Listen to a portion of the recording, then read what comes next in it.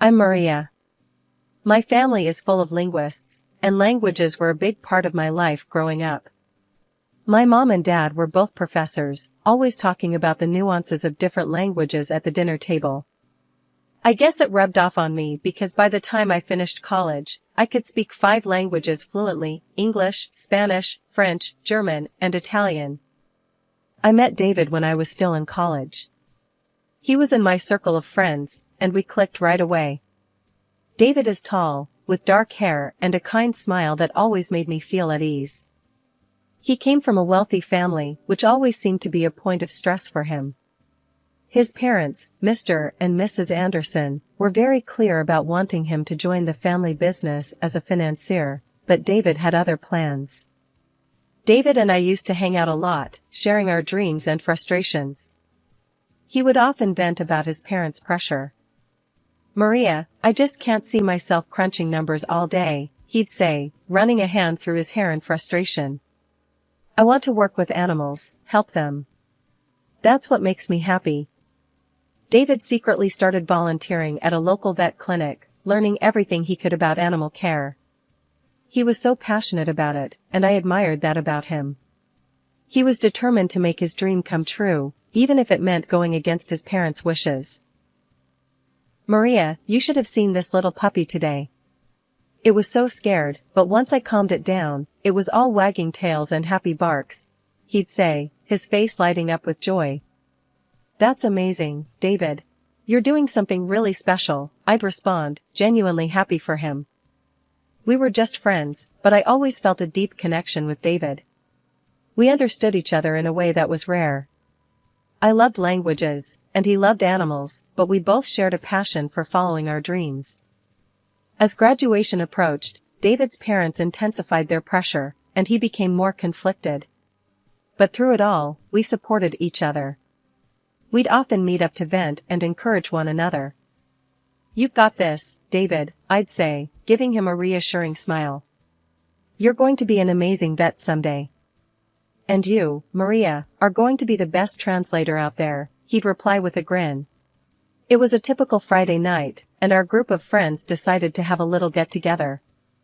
We gathered at John's place, a cozy apartment that was perfect for our small party. There was a good amount of wine, some snacks, and lots of laughter. David and I were there, as usual, sharing stories and enjoying each other's company. "Maria, you've got to try this wine," David said, handing me a glass. "It's from a vineyard in France, supposed to be really good." "All right, but only if you promise not to let me get too tipsy," I replied with a grin, taking the glass from him. We talked for hours, our conversation flowing effortlessly. It felt different that night, more intimate, like we were seeing each other in a new light. As the party started to wind down, we found ourselves sitting on the couch, a little apart from the rest of the group. "Maria, do you ever think about what it would be like if we were more than friends?" David asked suddenly, his voice soft but serious. I was taken aback by his question, my heart pounding in my chest.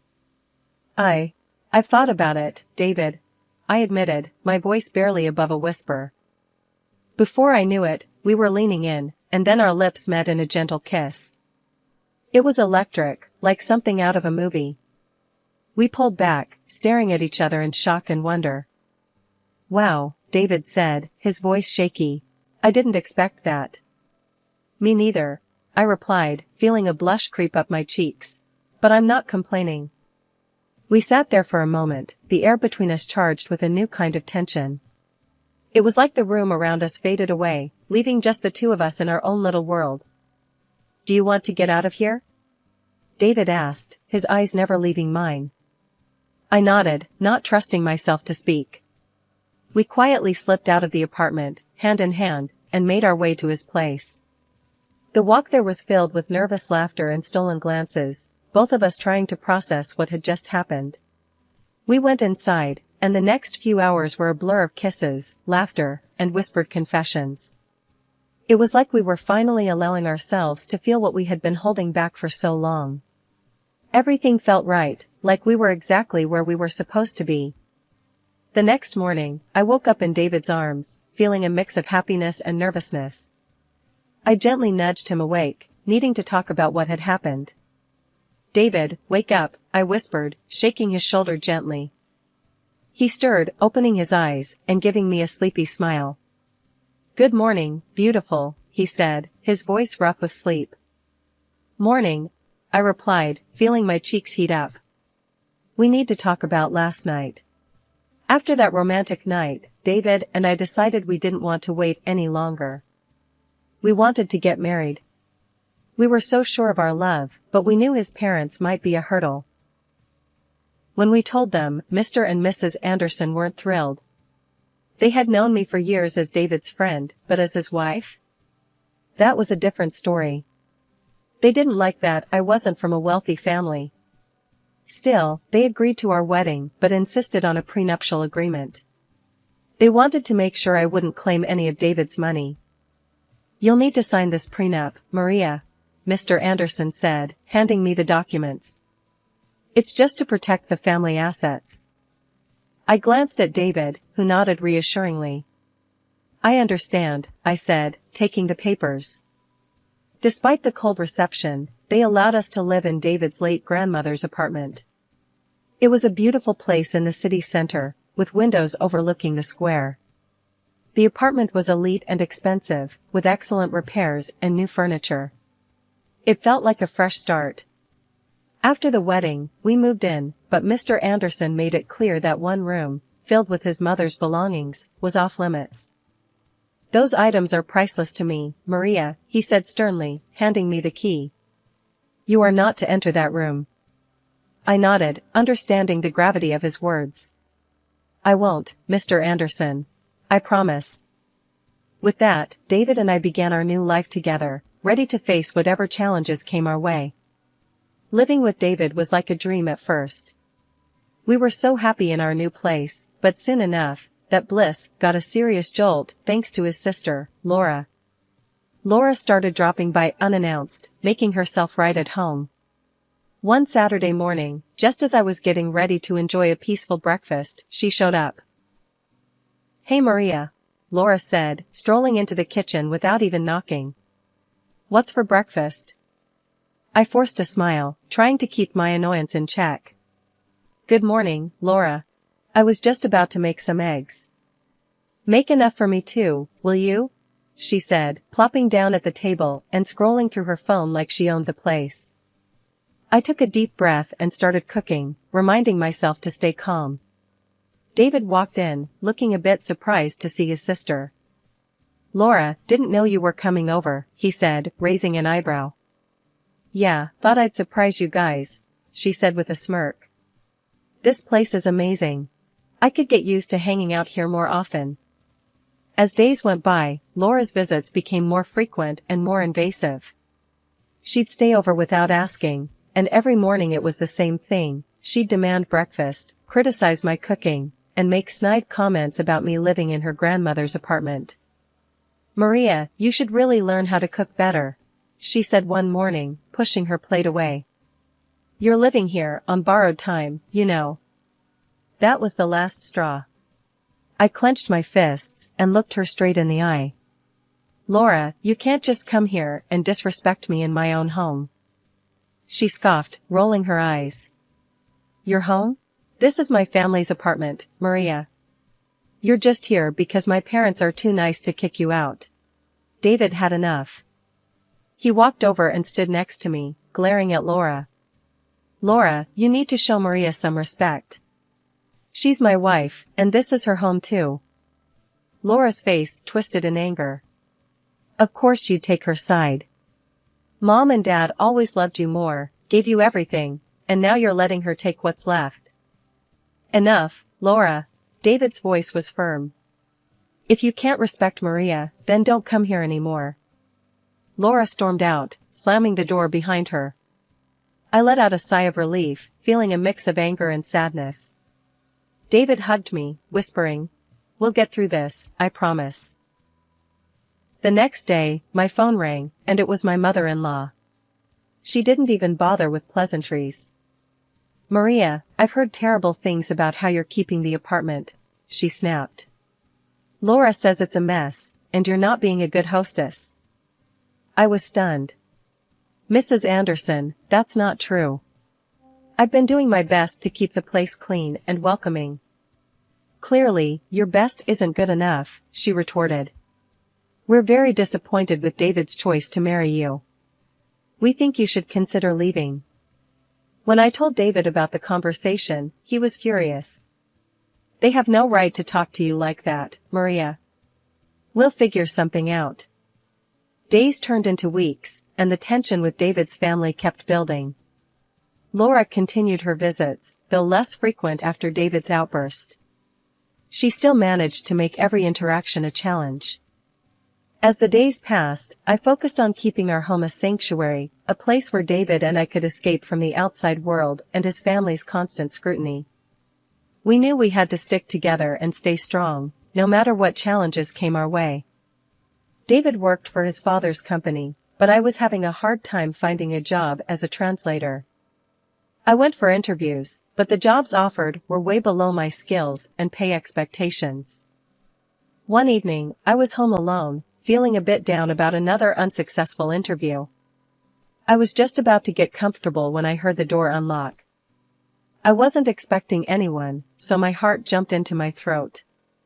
In walked David's parents, Mr. and Mrs. Anderson, without so much as a knock. They just strolled in, acting like they owned the place, which technically, they did. "What are you doing here?" I asked, trying to hide my annoyance and shock. "You could have at least called." Mrs. Anderson looked around, her face twisted in disdain. "We don't need to call, before coming into our own apartment." "What if I was naked?" I shot back. "You can't just barge in like this." Mr. Anderson ignored me, looking around with a critical eye. "We've decided to install surveillance cameras, to make sure you're keeping it in order." I couldn't believe what I was hearing. "Cameras? You're kidding, right? This is our home, not a prison." Just then, David came home, looking tired but quickly realizing something was wrong. "What's going on?" he asked, glancing between me and his parents. "We're installing cameras," his father declared. "To keep an eye on how things are being maintained here." David's face turned red with anger. "This is ridiculous. You can't do that." "Yes, we can," Mr. Anderson snapped. "You owe everything to us. You should be grateful and keep quiet." Mrs. Anderson turned to me, her eyes cold. "You're a gold digger, Maria. You don't even have a job. You're just living off my son's money." That was the final straw. I looked straight at David and said, "I can't do this anymore. I want a divorce. I'm leaving." David's eyes widened in shock, but then he nodded. "If you leave, I'm going with you," he said, his voice steady. Mr. Anderson's face turned even redder. "If you walk out, you're cut off. No inheritance, no support." Mrs. Anderson added, "We'll move Laura in here for better control." That's when I had an idea. I winked at David and whispered, "Trust me, play along." David gave a slight nod. "All right, we'll get a divorce," he said, turning to his parents. They looked pleased with themselves. "Good," Mr. Anderson said. "We'll install the cameras and give Maria a month to find another place." Mrs. Anderson smirked. "You're doing the right thing, David.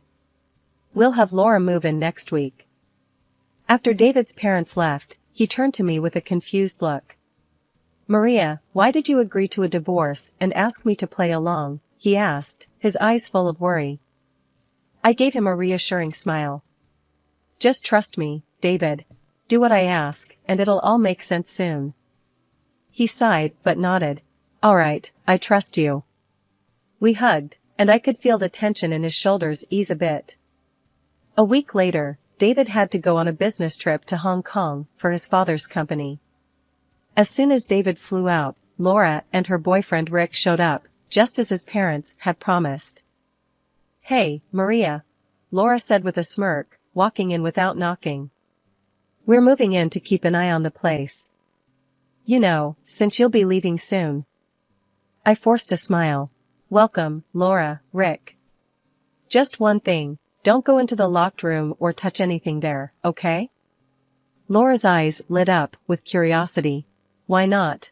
What's in there? Just family stuff, I said, trying to sound casual. She made a sly face and nodded. Sure, we won't touch it. For the next week, I tried to get along with them, but it was tough. They treated the place like a party house, spending David's father's money and having a blast. Every night was the same, drinking, loud music, and their constant attempts to put me down. Laura spent a lot of time near the locked room, smoking and clearly itching to get inside. She tried to act casual, but I could see the curiosity eating at her. Every time she made a move toward the door, I was there, making sure she couldn't sneak in. A week later, I decided it was time to put my plan into action. I walked into the living room where Laura and Rick were lounging. Hey, I'm going to visit a friend for a few days, I said, grabbing my coat. I'll come back later for my things. Laura's eyes sparkled with glee. Really? That's great. Have fun. I nodded, keeping my face neutral. Thanks. Just remember, don't go into the locked room.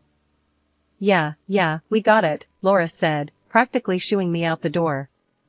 I left the apartment and checked into a nearby hotel, finally able to breathe a sigh of relief. I knew Laura's curiosity would get the better of her, and she'd try to get into that room the moment I was gone. Settling into my hotel room, I felt a strange mix of anxiety and satisfaction. I knew the next few days would be critical, but I was ready for whatever came next. David trusted me, and I was determined to see this through, no matter what. The morning after I left the apartment, I got a video call from Laura. I answered it, not sure what to expect, but ready for anything. Laura's face popped up on the screen, looking way too pleased with herself. She was standing in the middle of the now empty locked room, grinning like a cat that caught the canary. Hey Maria, guess what? She said, her voice dripping with smugness. I broke the lock and threw all your crap out. Oh, and I changed the locks on the front door. Good luck getting back in now. I couldn't help it, I burst out laughing. Laura's smug expression faltered, confusion replacing her glee. What's so damn funny? She snapped.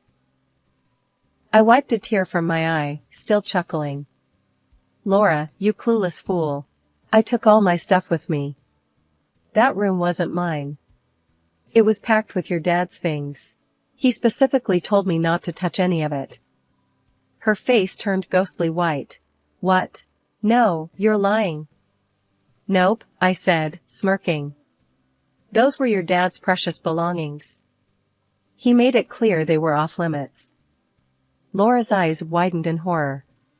She turned to Rick, who was lounging in the background. Rick, you moron. We've got to get those things back from the trash, now. Rick jumped up, looking panicked. What do you mean? We tossed everything last night. It's probably all gone by now. I watched the chaos unfold, feeling a deep sense of satisfaction. Laura, maybe start thinking about what your dad will do when he finds out you trashed his stuff. Laura's face crumpled, and she began to cry, her shoulders shaking with sobs. This can't be happening. We're so screwed. I couldn't hide my satisfaction as I watched her meltdown. Well, Laura, maybe next time you'll listen to people when they warn you. With that, I ended the video call, feeling a wave of relief and triumph. Finally, karma had caught up with Laura, and it was a sight to see. I leaned back in my hotel chair, savoring the moment. It felt good to see her get a taste of her own medicine. After David got back from his business trip, he came straight to my hotel. We decided to head back to the apartment together, hoping to finally sort out the mess Laura had caused. As we arrived at the apartment, we were greeted by flashing lights and police officers. We walked up to find Laura, looking disheveled and panicked, talking to the police. Rick stood next to her, looking just as freaked out. Laura was waving her arms, trying to explain something. It was a break-in, she was saying, her voice shaky. All the valuable stuff from the locked room was stolen. Just then, Mr. Anderson pulled up, his face a mask of fury and concern. He stormed over to the police, demanding to know what was going on. "What's all this about a robbery?" he barked. One of the officers turned to him. "Sir, the young lady here claims the apartment was broken into and items were stolen from a locked room." Mr. Anderson's eyes narrowed. "We need to check the surveillance footage. There are cameras installed in the apartment." Laura and Rick turned pale at the mention of cameras. They exchanged panicked glances, clearly realizing the trap they had walked into. The officer nodded. "All right, let's take a look at that footage." We all went up to the apartment, and Mr. Anderson quickly accessed the camera system. As the footage played, it showed Laura and Rick breaking into the locked room and throwing out all the items. A heavy silence fell over the room as everyone watched the damning evidence. Laura's face was a picture of horror, and Rick looked like he was about to faint.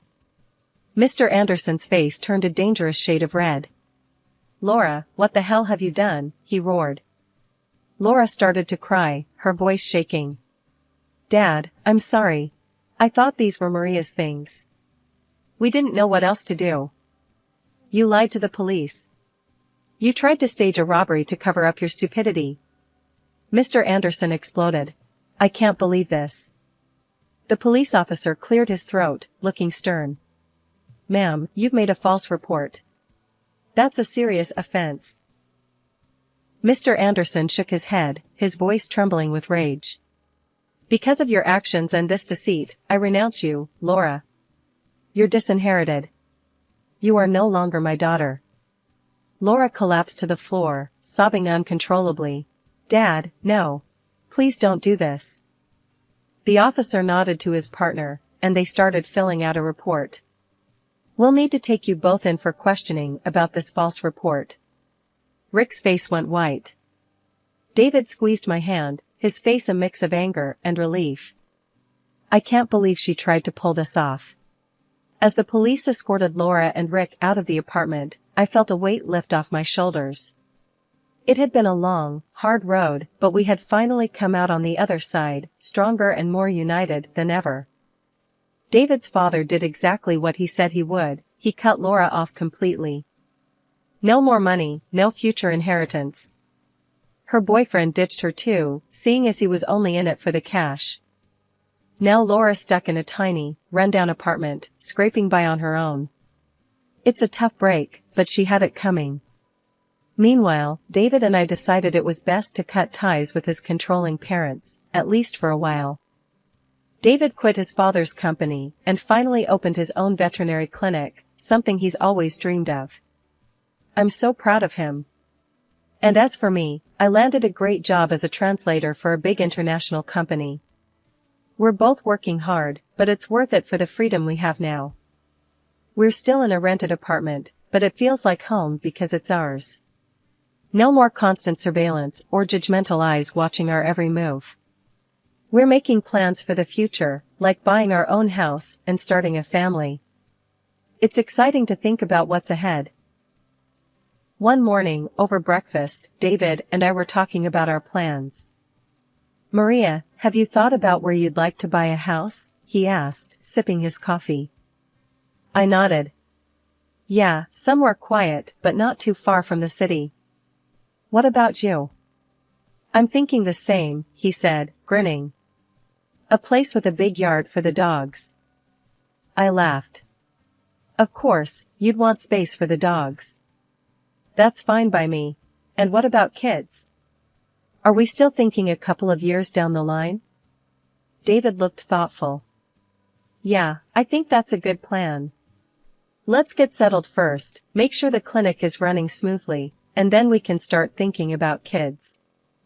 I reached across the table and squeezed his hand. "Sounds perfect. We've got time, and we're building a good life together."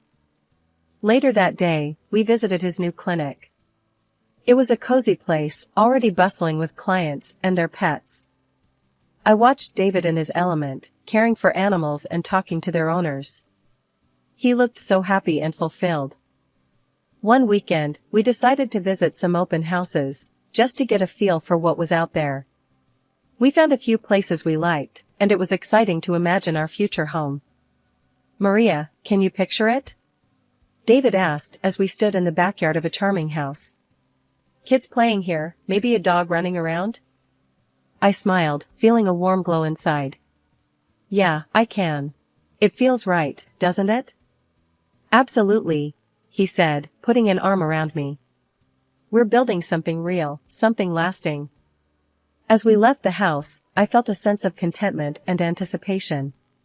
We were on the right path, and the future looked bright.